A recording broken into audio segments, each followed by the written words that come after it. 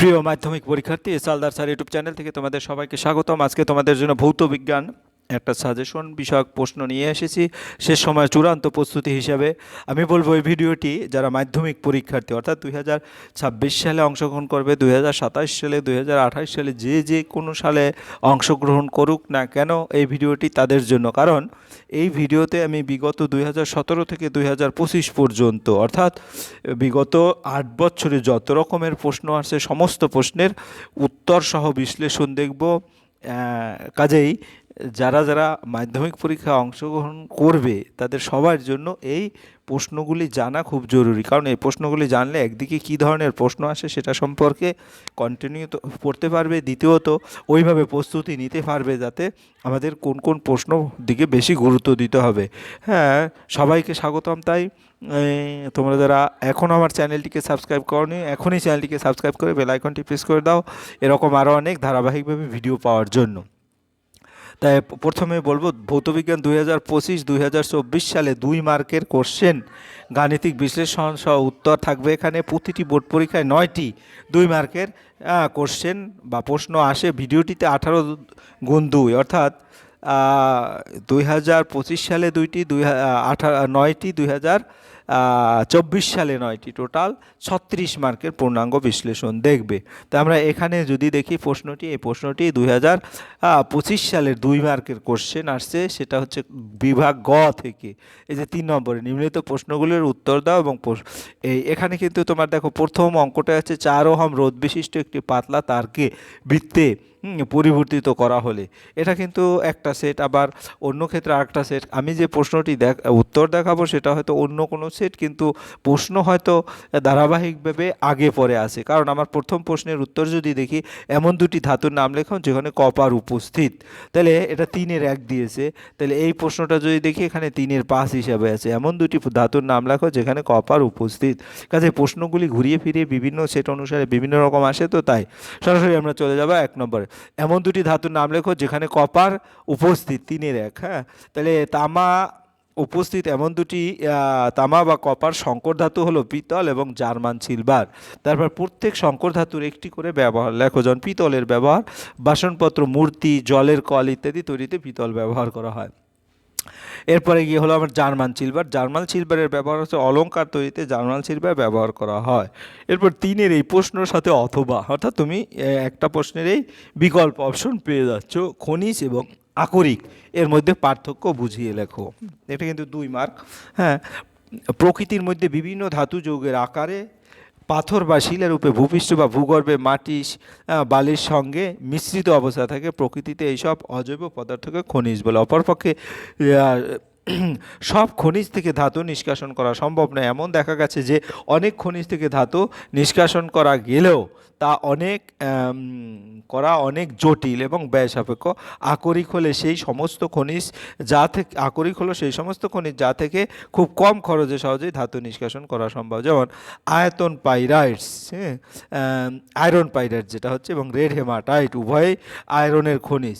Red hematite থেকে সুলভে ও কম খরচে iron নিষ্কাশন করা যায়, তাই এটি আয়রনের আকরিক। আবার আয়রন পাইরাইটস এ লোহার পরিমাণ বেশি থাকা সত্ত্বেও এর থেকে সুলভে উচ্চমানের আয়রন নিষ্কাশন করা যায় না, তাই এটি আয়রনের খনিজ হলো, আকরিক নয়। আমার 3-এর 1 নম্বরে প্রশ্ন হয়ে গেছে। এরপরে 3-এর 2, কিভাবে প্রদত্ত পরিবর্তনটি করা যায়। যেমন এখানে হাইড্রোজেন আছে, তারপরে কি একটা কার্বন আছে, 2টো হাইড্রোজেন আছে, অর্থাৎ এটা তোমার ইথিন।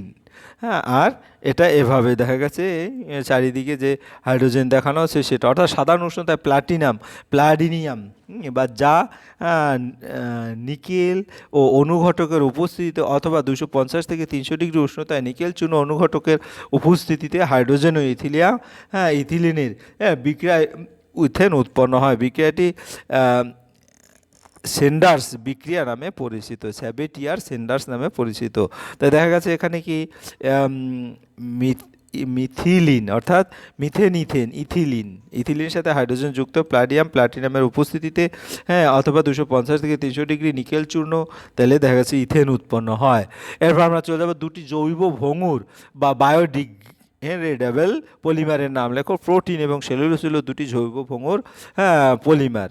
আর এরপরে ওজোন স্তরকে প্রাকৃতিক সৌরপর্দা বলা হয় কেন? ওজোন স্তরকে প্রাকৃতিক সৌরপর্দা বলা হয় কারণ সূর্য থেকে আগত ক্ষতিকারক অতিবেগুনি রশ্মি যা মানুষের ত্বকে ক্যান্সার সৃষ্টি করে। এছাড়া অতিবেগুনি রশ্মির প্রভাবে প্রজনন ক্ষমতা হ্রাস পায় এবং বন্ধ্যাত্ব বৃদ্ধি পায়। মানুষের রোগ প্রতিরোধ ক্ষমতা হ্রাস পেতে পারে। ধোঁয়াশা সৃষ্টির কারণে মানুষের শ্বাসকষ্ট বৃদ্ধি পায়। মানুষ লিউকেমিয়া মতন রোগে আক্রান্ত হতে পারে। অতিবেগুনি রশ্মির প্রভাবে উদ্ভিদের পাতার ক্লোরোফিলের পরিমাণ হ্রাস পায়।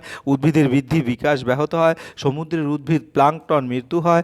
গাছের ফুল ফল পাতা শুকিয়ে গিয়ে গাছের স্বাভাবিক বৃদ্ধি ব্যাহত হয়, ফলস্বরূপ উৎপাদনশীল হ্রাস পায়। এছাড়া সামুদ্রিক বাস্তুতন্ত্রের উপর, কৃষিক্ষেত্রের উপর, জলবায়ুর উপর সুদূর প্রসারী প্রভাব ফেলে এই ক্ষতিকারক অতিবেগুনি রশ্মিকে আটকিয়ে সমগ্র পরিবেশের উপকার করে ওজোন স্তর। সেই কারণে ওজোন স্তরকে সৌরপর্দা বলা হয়। এরপরে এর অথবা আছে বিশ্ব উষ্ণায়ন বা গ্রিন হাউস এফেক্ট কীভাবে সম্পর্কযুক্ত। বর্তমানে বায়ুমণ্ডলের কার্বন ডাইঅক্সাইড, মিথেন, নাইট্রোজেনের অক্সাইড, যেমন nitrogen oxide, nitrous oxide, nitrogen dioxide, chlorofluorocarbon, জলীয় বাষ্প ইত্যাদি গ্রিন হাউস গ্যাসের মাত্রাতিরিক্ত ঘনত্ব বৃদ্ধির জন্য এই গ্যাসগুলো মিলিতভাবে নিম্ন বায়ুমণ্ডলের চাঁদোয়ার মতো একটি গ্যাসীয় স্তর সৃষ্টি করে, যা সূর্য থেকে আগত ক্ষুদ্র তরঙ্গ দৈর্ঘ্য বিশিষ্ট রশ্মিকে আপতিত হতে দেখা দেয়। কিন্তু ভূপৃষ্ঠ থেকে বিকিরিত অপেক্ষিত দীর্ঘতর তরঙ্গ দৈর্ঘ্য বিশিষ্ট অবহেলিত রশ্মিকে মহাশূন্যে ফিরে যেতে বাধা দেয়। এই সমস্ত গ্রিন হাউস গ্যাসগুলো এই বিকিরিত আলোক রশ্মির কিছু অংশ শুষে নিয়ে নিজেরা উত্তপ্ত হয়ে ওঠে, বাকি অংশ পুনরায় পৃথিবী পৃষ্ঠে প্রেরণ করে। এর ফলে তাপীয় ভারসাম্য বিঘ্নিত হয় এবং পৃথিবীর তাপমাত্রা স্বাভাবিকভাবে বাহকের তুলনায় অনেক বেশি হতে থাকে। একে বিশ্ব উষ্ণায়ন বলে, অর্থাৎ বিশ্ব উষ্ণায়নের জন্য গ্রিন হাউস গ্যাসগুলি দায়ী। এরপর আমরা চলে যাবো 3-4। এটা একটা অঙ্ক আছে। 76 সেন্টিমিটার পারতস্তম্ভর চাপে 27 ডিগ্রি সেলসিয়াস তাপমাত্রায় নির্দিষ্ট পরিমাণ গ্যাসের আয়তন 200 সিসি। যদি সিসি মানে কিউবিক সেন্টিমিটার, যদি গ্যাসটির চাপ 38 সেন্টিমিটার মার্কারি এবং তাপমাত্রা 127 ডিগ্রি পরিবর্তিত হয়, তবে গ্যাসের আয়তন নির্ধারণ করো। এখানে আমরা যদি এক এক করে দিই, এখানে প্রাথমিক চাপ P1 হচ্ছে 76 সেন্টিমিটার মার্কারি, প্রাথমিক উষ্ণতা T1 হচ্ছে 273, যেহেতু 27 ডিগ্রি এটা কেলভিনে নেব 300 কেলভিন। প্রাথমিক আয়তন 200 সেন্টিমিটার কিউব। অন্তিম চাপ হচ্ছে যে 38 সেন্টিমিটার মার্কারি। অন্তিম উষ্ণতা T2 হচ্ছে 127 যোগ 273 অর্থাৎ 700 কেলভিন। অন্তিম আয়তন বের করতে বলছে। এখন বয়েলস এবং চার্লসের সমন্বয় সূত্র অনুসারে আমরা জানি কি P1 V1/T1, P2 V2/T2। তো এখানে সব মানগুলি বসিয়ে দিলে V2 মান আলাদা হয়ে যায়। তাহলে V2টাকে যদি করি 76 গুণ 200 গুণ 400 ডিভাইডেড 338 গুণ 38, ঠিক আছে। এখান থেকে ক্যালকুলেশন করলে 533 অর্থাৎ 1600 ডিভাইডেড 3, 533.3 সেন্টিমিটার বা সিসি কিউবিক সেন্টিমিটার, এটাই হবে উত্তর। এবার 3-4 এটা কিন্তু একটা অথবা প্রশ্ন আছে। অথবা প্রশ্ন হচ্ছে এটাও একটা অঙ্ক, কাজেই তোমাকে অঙ্ক একটা করতে হবেই। এখানে 3 অ্যান্সার করতে গেলে অঙ্ক তোমাকে করতে হবে। 227 ডিগ্রি উষ্ণতায় বা তাপমাত্রায় 83.14 সেন্টিমিটার পারদচাপে 14 গ্রাম নাইট্রোজেন গ্যাসের আয়তন নির্ণয় করো। এখানে আর দেওয়া আছে 8.314 জুল পার মোল পার কেলভিন। হ্যাঁ, তাই 28 গ্রাম নাইট্রোজেন সমান 1 মোল নাইট্রোজেন। তাইলে হ্যাঁ, তোমরা 14 গ্রাম নাইট্রোজেন সমান 0.5 মোল নাইট্রোজেন। গ্যাসের উষ্ণতা হচ্ছে 227 যোগ 273 অর্থাৎ 500 কেলভিন। গ্যাসের চাপ হবে 83.14 সেন্টিমিটার, 83.14 ডিভাইডেড 76 অ্যাটমসফিয়ার। এটা 76 দ্বারা ভাগ করলে অ্যাটমসফিয়ারে চলে যাবে। তাই আর হচ্ছে 8.314 জুল পার মোল পার কেলভিন। এখানে এটাকে যদি আমি কনভার্ট করি 0.82 লিটার অ্যাটমসফিয়ার মোল। তো পিভি সমান এনআরটি। এখানে ভিটা বের করতে হলে তোমার এনআরটি বাই পি, আর এনটার পরিবর্তে small M by capital M, small M 14, capital M 28, তারপরে আর হচ্ছে 0.082 এবং টি হচ্ছে 500 আর পি হচ্ছে 83.14 ডিভাইডেড 76। এটা যদি আমি ভালো করে ক্যালকুলেশন করি তাহলে দেখা যাচ্ছে 18.74 আসবে উত্তর, অর্থাৎ 18.74 তোমার কি আসছে এখানে লিটার। এরপর আমরা চলে যাব পরের প্রশ্ন। অবতল লেন্স দ্বারা প্রতিবিম্ব গঠন প্রক্রিয়াটি উপযুক্ত রেখাচিত্র অঙ্কন করে ব্যাখ্যা করো। বস্তু আলোকরশ্মি কেন্দ্র অসীমের মধ্যে অবস্থিত হলে, হ্যাঁ আমাদের বস্তু আলোক কেন্দ্র হচ্ছে তোমার এই যে এটা হচ্ছে আলোক কেন্দ্র ও অসীমের মধ্যে অবস্থিত হলে, একইভাবে শীর্ষবিন্দু পি এই যে পি থেকে নির্গত দুটি রশ্মি, একটি আলোক কেন্দ্রগামী, অন্যটি প্রধান অক্ষের সমান্তরাল লেন্সের প্রতিসরণের পর। একটা হচ্ছে যে আলোর কেন্দ্রের অভিমুখে একটা প্রধান অক্ষ, এই যে এটা প্রধান অক্ষ, এই প্রধান অক্ষের সমান্তরাল লেন্সের প্রতিসরণ পি বিন্দুতে মিলিত হয়।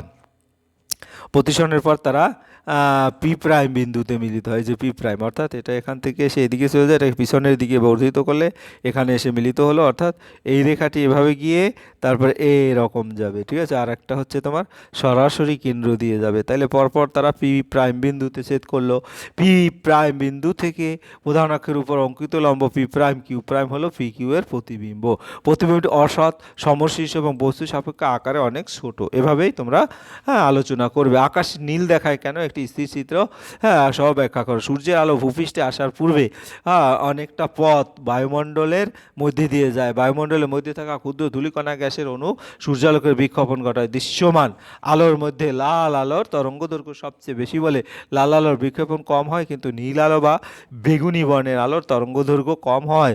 এই আলো বেশি বিক্ষেপণ হয় এবং চারিদিকে ছড়িয়ে পড়ে।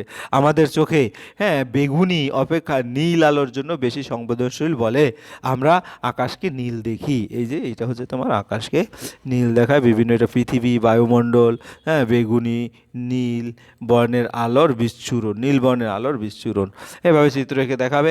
এবার 4 ওহম রোধ বিশিষ্ট একটি পাতলা তারকে বৃত্তে পরিবর্তিত করলে বৃত্তের যে কোনো ব্যাস বরাবর রোধ নির্ণয় করো। সমগ্র বৃত্তাকার তারের রোধ 4 ওহম, অর্থাৎ এসিবি, এই যে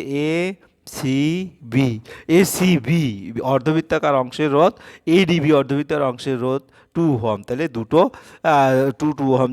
যখন ব্যাস বরাবর রোধ বার করা হয় তখন দুটি অর্ধবৃত্তাকার বরাবর রোধ সমান্তরাল থাকে। সুতরাং বৃত্তের ব্যাস বরাবর তুল্য রোধ হবে সমান্তরালের সূত্র কি 1/r/p, দ্যাট মিনস 1/r = 1 তোমার R1 + 1/r2, তাই 2 + 2, অর্থাৎ দুটো যোগ করলে হাফ হয়, উল্টে দিলেও 1 আসে।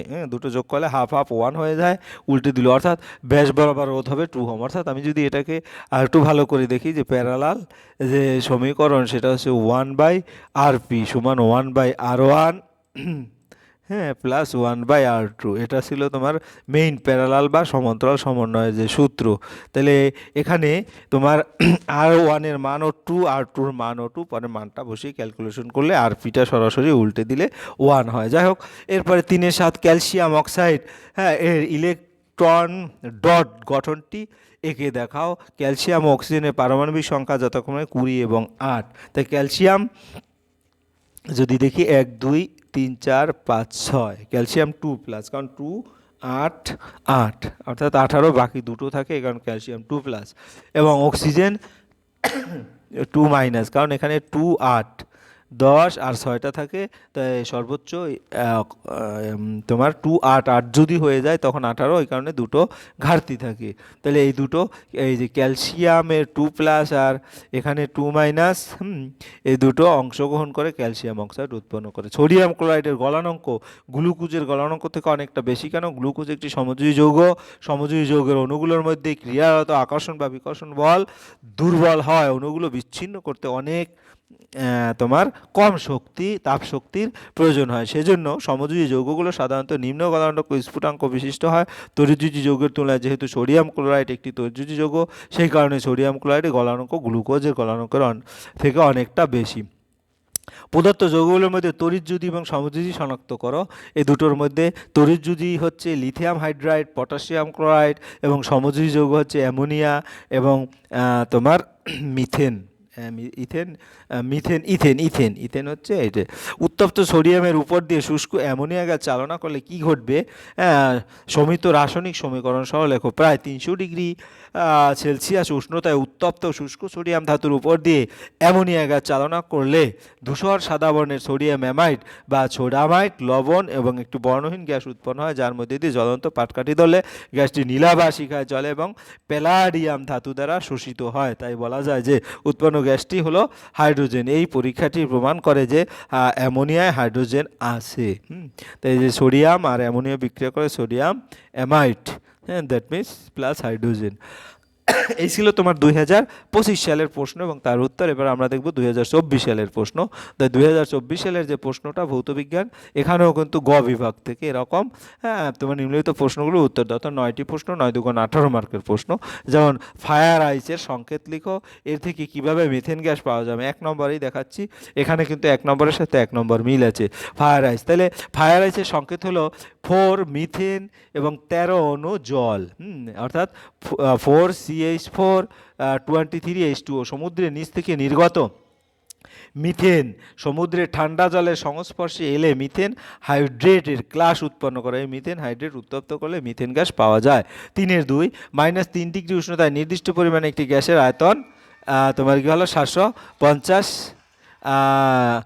সিসি। গ্যাসটি স্থির চাপে উত্তপ্ত করা হলে যতক্ষণ না পর্যন্ত এর আয়তন 1 লিটার হয়, এর চূড়ান্ত উষ্ণতা কত। স্থির চাপে নির্দিষ্ট ভরের গ্যাসের প্রাথমিক উষ্ণতা হচ্ছে -3 ডিগ্রি কেলভিনে নিলে 270 কেলভিন। প্রাথমিক আয়তন V1 750 সিসি, অন্তিম আয়তন V 1 লিটার অর্থাৎ 1000 সিসি। ধরি চূড়ান্ত উষ্ণতা T2। তাহলে আছে সূত্র অনুসারে V1/T1 V2/T2। আমরা যদি V1/T1 এবং V2/T2 এখান থেকে ক্যালকুলেশন করি, V1 এর মান 750, T1 এর মান 270, V2 এর মান 1000, T2 এর মান হোয়াট। তাহলে T2 সমান হবে কি তোমার 750 এর সাথে 1000 গুণ হবে, তারপরে এটা কেটে যাবে। তাহলে এখানে যদি আমরা এটা কাটি, T2 ক্যালকুলেশন করলে 360, অর্থাৎ গ্যাসটির অন্তিম উষ্ণতা হচ্ছে 360 কেলভিন, অর্থাৎ এটাকে 273 বিয়োগ করলে 87 ডিগ্রি সেলসিয়াস। এরপরের প্রশ্ন, অ্যাটমসফিয়ার চাপে এবং 27 ডিগ্রি উষ্ণতায় 4 গ্রাম, এটা একটা অঙ্ক। হাইড্রোজেন গ্যাস এর আয়তন, হাইড্রোজেন 1 বলছে, আয়তন কত। আর এর মান দেওয়া আছে 0.082 লিটার। তাহলে এক্ষেত্রে অ্যাটমসফিয়ার মোল, গ্যাসের চাপ P সমান 4 অ্যাটমসফিয়ার, মোল সংখ্যা N সমান 8/2 অর্থাৎ 4, উষ্ণতা T সমান 27 যোগ 273 300 কেলভিন, আর হচ্ছে 0.082 litre atmosphere mole per kelvin. তারপর ধরি গ্যাসের আয়তন V লিটার, আদর্শ গ্যাস সূত্র PV সমান nRT। তাহলে এখানে P এর মান 4, V এর মান V, অর্থাৎ এটাই বের করতে হবে। N 4 এবং R হচ্ছে 0.082 এবং 300, অর্থাৎ ভৌত বিজ্ঞানের যে অঙ্ক, আসলে সূত্র যদি তোমাদের জানা থাকে এবং সূত্রের ইউনিট এককগুলি যদি জানা থাকে, তোমাদের কাছে কিন্তু ভৌত বিজ্ঞানের অঙ্ক কিছুই না। তাহলে V সমান 4 × 0.082 × 300 ডিভাইডেড 4, ক্যালকুলেশন করলে 24.6, অর্থাৎ গ্যাসের আয়তন হবে 24.6 লিটার। এরপরে প্রশ্ন, একটি সমবাহু প্রিজমের পৃষ্ঠে একটি আলোক রশ্মি কত কোণে আপতিত হলে, এটাও কিন্তু অঙ্ক। রশ্মিটি ন্যূনতম চ্যুতিকোণ 20 ডিগ্রি হবে। তাই সমবাহু প্রিজমের ক্ষেত্রে আমরা জানি সমবাহু প্রিজমের এই কোণ হচ্ছে 60 ডিগ্রি, চ্যুতিকোণ বা মিনিমাম ডেভিয়েশন ΔM = 20 ডিগ্রি। আমরা জানি ন্যূনতম বিচ্যুতি ΔM সমান 2i - a। তাহলে এখানে ΔM এর মান 20 ডিগ্রি, 2i আর a মান হচ্ছে 60 ডিগ্রি। তাহলে 60 + 20 80, 80কে 2 দ্বারা ভাগ করলে 40 ডিগ্রি, অর্থাৎ প্রিজম পৃষ্ঠে আলোক রশ্মি 40 ডিগ্রি কোণে আপতিত হলে রশ্মির ন্যূনতম চ্যুতিকোণ হবে 20 ডিগ্রি। এরপর আমরা চলে যাব 2 মিলিমিটার রোধের একটি কাচের ফলক অতিক্রম করতে একটি আলোক রশ্মি কত সময় লাগে তা গণনা করো। কাচের প্রতিসরাঙ্ক 1.5। এখানে মিউ সমান 1.5, শূন্যস্থানে আলোর বেগ C সমান 3 × 10⁸ মিটার/সেকেন্ড। কাচের মধ্যে আলোর বেগ কত আমরা জানি, মিউ সমান C/v।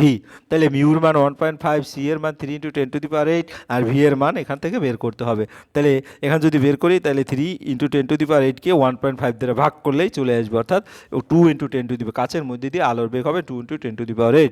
কাচের মধ্যে দিয়ে আলোর 2 মিলিমিটার অর্থাৎ 0.008 মিটার যেতে প্রয়োজন সময় T সমান S/v, 10⁻⁻11 সেকেন্ড।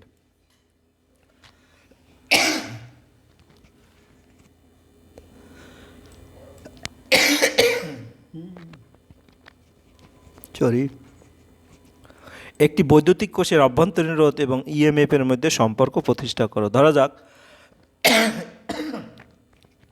ই তড়িৎচালক বল আর অভ্যন্তরীণ রোধ বিশিষ্ট একটি তড়িৎ কোষকে আর রোধ সম্পন্ন একটি বৈদ্যুতিক যন্ত্র বা রোধকের সঙ্গে যুক্ত করে একটি সঙ্গত বর্তনী গঠন করা হয়েছে। বর্তনীর প্রবাহ মাত্রা I হলে অভ্যন্তরীণ রোধের দুই প্রান্তের বিভব প্রদেব V' = IR। সুতরাং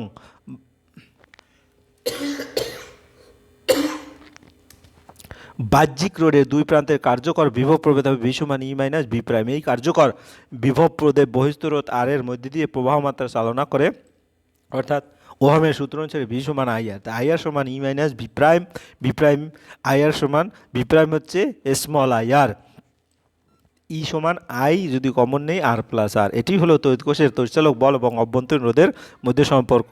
অষ্টক সূত্রের সংজ্ঞা দাও। তাই অষ্টক সূত্র হচ্ছে রাসায়নিক সুস্থিরতা লাভ করার জন্য বিভিন্ন মৌল যেমন হাইড্রোজেন লিথিয়াম ব্যতীত পরমাণুর রাসায়নিক বিক্রিয়াকালে তাদের যোজন কক্ষে বা এক বা একাধিক ইলেকট্রন গ্রহণ বা বর্জন অথবা ইলেকট্রন জোড় গঠনের মাধ্যমে সর্ববস্থ কক্ষে 4টি ইলেকট্রন অর্জন করে এবং নিষ্ক্রিয় গ্যাসের পরমাণুতে মত ইলেকট্রন বিন্যাস লাভের প্রবণতা দেখায়। মৌলসমূহের পরমাণুগুলো সর্ববস্থ ইলেকট্রন কক্ষের অষ্টক পূর্ণ করার এই নিয়মকে অষ্টক সূত্র বলে। অষ্টক সূত্রের ব্যতিক্রম দেখা যায় এমন দুটি সূচিত যৌগ হলো ফসফরাস পেন্টাক্লোরাইড এবং বোরন ট্রাইফ্লুরাইড BF3। এরপর আমরা চলে যাব পরের প্রশ্ন, আয়নিক যৌগ ও সমযোজী যৌগের দুটি গুরুত্বপূর্ণ পার্থক্য। তড়িৎ পরিবাহিতা, আয়নিক যৌগগুলো কঠিন অবস্থায় তড়িৎ পরিবহন করে না, গলিত অবস্থা বা জল দ্রবীভূত অবস্থায় তড়িৎ পরিবহন করে। সমযোজী যৌগগুলো তড়িৎ অপরিবাহী কিন্তু দ্রবীয়। সমযোজী যৌগ যেমন হাইড্রোজেন ক্লোরাইড, অ্যামোনিয়া প্রভৃতি ধ্রুবীয় দ্রাবকে জলীয় দ্রাবকে দ্রবীভূত হয়ে তড়িৎ পরিবহন করে। গলনাঙ্ক স্ফুটনাঙ্ক, আয়নিক যৌগগুলো গলনাঙ্ক স্ফুটনাঙ্ক সাধারণত বেশি হয়, সমযোজী যৌগগুলো গলনাঙ্ক স্ফুটনাঙ্ক অপেক্ষা কম হয়। এরপর 3-6, আয়নিক যৌগের ক্ষেত্রে আণবিক ওজনের পরিবর্তে সংকেত ওজন ব্যবহার করা যথাযথ কেন? নির্দিষ্ট সংকেত সম্পন্ন যে কোনো পদার্থের ক্ষেত্রে সংকেত বল কথাটি প্রযোজ্য, কিন্তু যেসব পদার্থের অণুর স্বতন্ত্র বা পৃথক অস্তিত্ব আছে কেবল তাদের ক্ষেত্রেই আণবিক ভর শব্দটি যথাযথ। আয়নিক যৌগ প্রতিটি আয়ন তার চারপাশে নির্দিষ্ট সংখ্যক বিপরীত আধানগ্রস্ত আয়ন দ্বারা ঘেরা থাকে। আয়নগুলো এভাবে ত্রিমাত্রিক তলে সজ্জিত হয় নির্দিষ্ট জ্যামিতিক আকারে গঠন ক্লাস কঠিন ক্লাস গঠন করে। তাই আয়নিক যৌগের একটি নির্দিষ্ট সংকেত থাকলেও পৃথক অণুর অস্তিত্ব নেই। এজন্য আয়নিক যৌগের ক্ষেত্রে আণবিক ওজন অপেক্ষাকৃত সংকেত কথাটি যথাযথ। যেমন সোডিয়াম ক্লোরাইড একটি আয়নিক যৌগ, তাই এই অণুর অস্তিত্ব না থাকা এর আণবিক ওজন 58.5 কথাটির অর্থ নয়। এর সংকেত সোডিয়াম ক্লোরাইড, তাই এর সংকেত ভর 23 + 35.5 58 কথাটির ব্যবহার করাই সঙ্গত। এবার 3-7, অ্যামোনিয়া গ্যাস শুষ্ক করার জন্য গাঢ় সালফুরিক অ্যাসিড ব্যবহার করা হয় কেন? অ্যামোনিয়াকে শুষ্ক করতে গাঢ় সালফুরিক অ্যাসিড ব্যবহার করা হয় না, কারণ অ্যামোনিয়া ক্ষারধর্মী এবং সালফুরিক অ্যাসিডধর্মী, তাই এরা পরস্পর বিক্রিয়া করে অ্যামোনিয়াম সালফেট উৎপন্ন করে। এই বিক্রিয়াটা সোডিয়াম ক্লোরাইড তড়িৎ বিশ্লেষণের মাধ্যমে সোডিয়াম ধাতু নিষ্কাশনের সময় অনার্দ্র ক্যালসিয়াম ক্লোরাইড যোগ করা হয় কেন?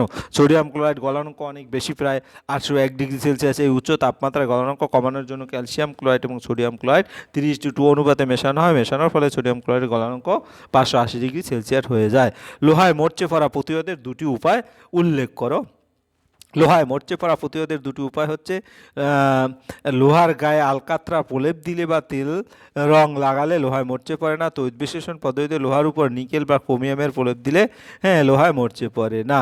এরপরে ডিনেচার্ড স্পিরিট কি?